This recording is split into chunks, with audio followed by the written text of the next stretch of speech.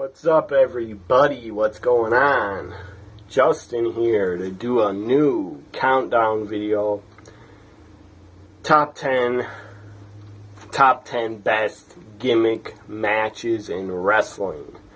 Some of these are mostly from one of them's from TNA. And the rest are from WWE, WWF, and WCW. Even one from the NWA, late 80s. Here we go. Top 10 best gimmick matches. I'm a little bit out of breath because I was outside my yard cutting the lawn. So here we go. Number 10. Number 10 is WCW. They debuted this idea at Starrcade 91, I believe. Number 10 best gimmick match, or matches, whatever, because there was a couple matches. WCW Battle Bold. Battle Bold, the Lethal Lottery.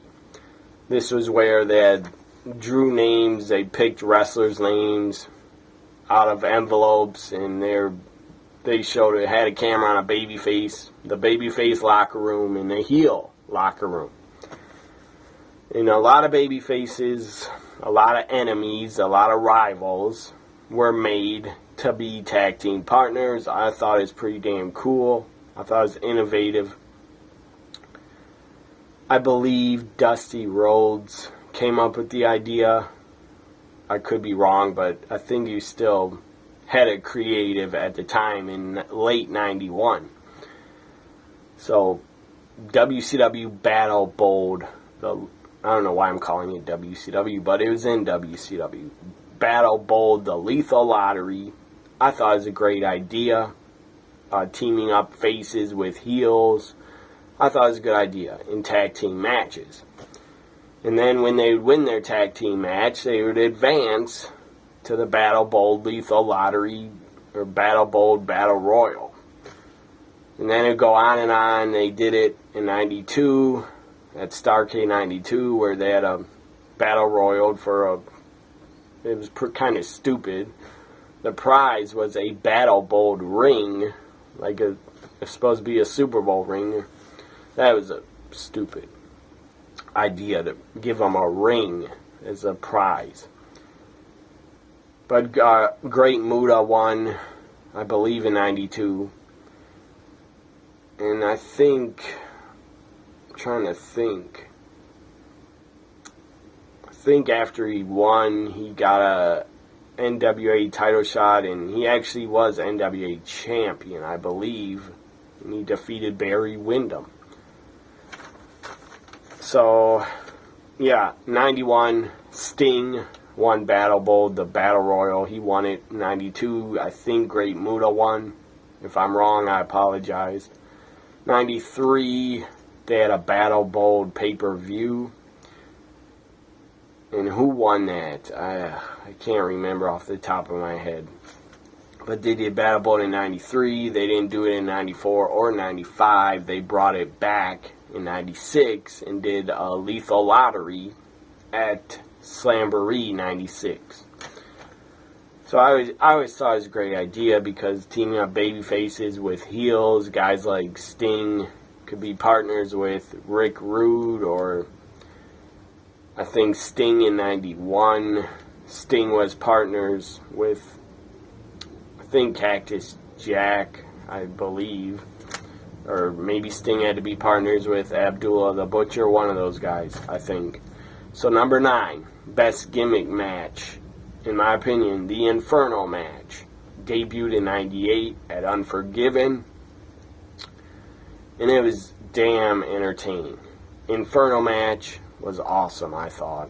And you couldn't have two better guys than Kane and The Undertaker compete in the first Inferno match. It was damn entertaining. And yeah, I mean, the finish of these matches, the finish was insane. Because you think about it, you got to set your opponent on fire to win the match. That's called attempted murder. But whatever. You can do anything in wrestling. So Kane got his arm set on fire. Obviously, he had a long sleeve on. It was protected. It was fire protecting clothing, I guess. So Kane got his arm on fire, and then his arm was on fire, and he ran away to the back. That was pretty cool. It's not like you could set your whole opponent's body on fire. You couldn't do that because they would die. And we don't need any wrestlers dying in matches. So number 9, one of my favorites, one of the best gimmick matches. Number 9 is the Inferno match.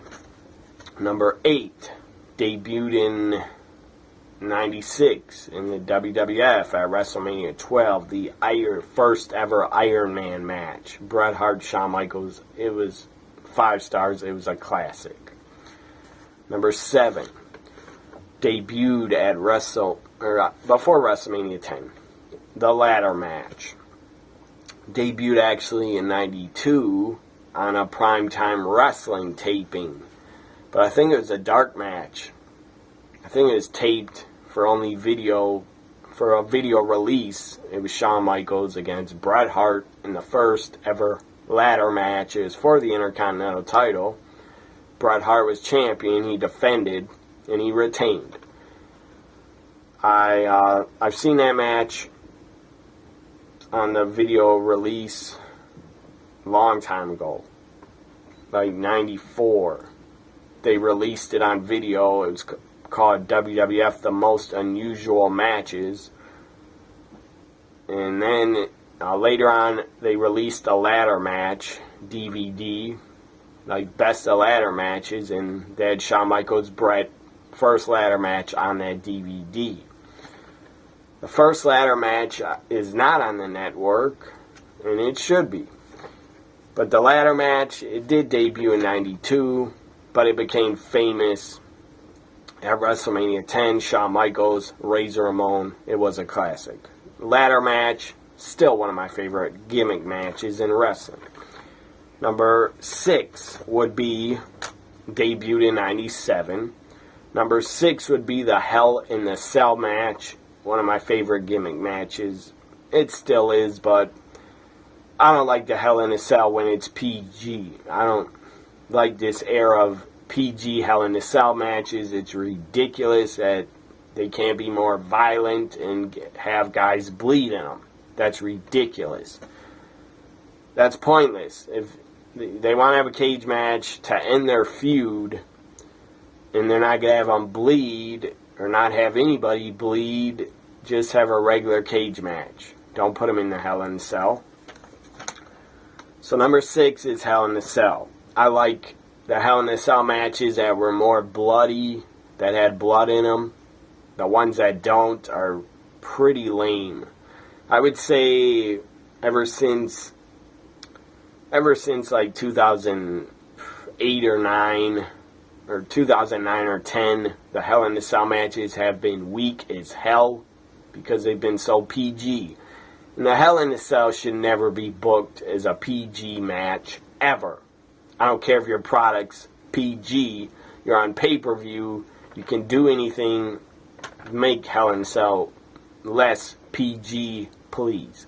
If you don't make it less PG in 2017, just get rid of the entire pay-per-view and the entire match. Don't do it again until it's not going to be PG. But that's just my opinion. They're going to do it anyway, and it's going to be PG. So, number 6 is Hell in a Cell. Number 5 would be from TNA. TNA made the CountDown once. Out of the 10 matches, they only got 1 spot. I liked 6 Sides of Steel, but that's just like a regular cage match in my opinion. So number 5 is from TNA, debuted in 2003. I've seen the first the first Ultimate X. I saw it as Frankie Kazarian, Michael Shane, and Chris Sabin. I was trying to think of the guy's name. I've seen a lot of other ones, many others. They've done way too many. They just did one recently on Impact, I believe, which I missed, but I believe Loki won it and retained his title. I've seen others that were very fun, like AJ Styles in 2004, or I think it's 2004, NWA TNA pay-per-view. AJ Styles, Frankie Kazarian, and Michael Shane, that was a good one. And I've seen many others. So number 5 is the Ultimate X match. Number 4 of this top 10 best gimmick matches, number 4 would be the Elimination Chamber. Great idea. Great concept. It debuted in 2002 at Survivor Series. It was a great concept. Some of the concept is probably stolen from War Games, because they got guys in the pods, like they're outside the ring. And then they do a countdown, and another guy comes in, a heel comes in, and a babyface comes in next, and a heel comes in. And then it could be 3-on-1, 2-on-2, 3-on-2, 3-on-3. So Elimination Chamber, even though they kind of stole the concept from War Games, it's still a great match. Still a great gimmick match, and I really enjoy it. Number 3. Best gimmick match. Number 3 would be the Survivor Series elimination matches. Debuted in '87. Great idea. Fantastic idea. Not just for a gimmick match to have 5-on-5 or 4-on-4 sometimes, but mostly it is 5-on-5 Survivor Series elimination matches. Great concept. I believe Pat Patterson came up with it. If he did, the guy's a genius. Great concept, and especially great concept for a pay-per-view. And that was awesome that they put the Survivor Series in the early days on pay-per-view on Thanksgiving night. That was pretty cool. So number 3 would be the Survivor Series elimination matches. Number 2, best gimmick match. Great match. Great concept. Great idea. Great gimmick match. Debuted in '87 at the Great American Bash. It was called the Great American Bash Tour because they went to a bunch of different states. Number 2 would be the War Games. The War Games, great concept, great gimmick match. I always loved the War Games matches. A lot of them were very good. '87 was great because it was the first one. It was Dusty Rhodes and the Superpowers against the Four Horsemen. With those guys, those 8 guys in the ring, you cannot have a bad match. I think it's 5 guys because Paul Ellering, yes, Authors of Pain, their manager Paul Ellering was actually in the first War Games. I'm glad to see he's still in wrestling in 2017. I'm glad he's brought back. So Paul Ellering, J.J. Dillon, they were involved, and the Horsemen were involved. Lex Luger, which I thought he sucked as a Horseman, but he was in there. Lex Luger, Ric Flair, Tully Blanchard, Arn Anderson against Dusty Rhodes, the Road Warriors, and Nikita Koloff and Paul Ellering. 88, they did a War Games, but it didn't have any commentary. But it was a decent War Games in 88. 89, I enjoyed. They didn't do a War Games in 1990. 91, they brought it back. I thought it was a good one. 92 was probably the best War Games match, in my opinion. Every guy bled, and it was great. And JR was damn good on commentary with Ventura. 93 was garbage. 93 War Games was garbage. 94 was good again. 95 was pretty weak. 96 was great because you had the NWO and Hollywood Hogan. This shirt is very old. It's starting to wear, the pictures are wearing off, but who cares? Representing old school shirts. Got this shirt a very long time ago, but who cares? Hollywood Hogan and the NWO went up against some Four Horsemen in 96. That was a great War Games. 97 I thought was good. Kurt Hennig turned heel on Ric Flair when he was supposed to be on the Horsemen's team, and Kurt Hennig was supposed to be a Horseman. Well, he turned on Ric Flair, smashed through the door and smashed and bashed Ric Flair's head in with a steel cage door. 98 was decent, but it wasn't my favorite. So number 2 is War Games. Number 1, best gimmick match of all time, in my opinion. And my favorite of all time, number 1, best gimmick match is the Royal Rumble match. Damn entertaining. Great concept. Again, Pat Patterson, I believe, came up with it. He did come up with it. I really believe he did. Anyways, great idea. It debuted in 1988. It was a special on the USA Network. It was only 20 guys, but still is pretty entertaining. 1989, it became a pay-per-view, and it was 30 guys, and it was awesome. 89 was good. 90 was good. Even 91, 92, 93, they were all entertaining. I mean, the only Rumble I really didn't like was 94. I liked who won in 95. I love HBK, but 95, the Rumble match was garbage. It was pretty weak. 96 was pretty decent.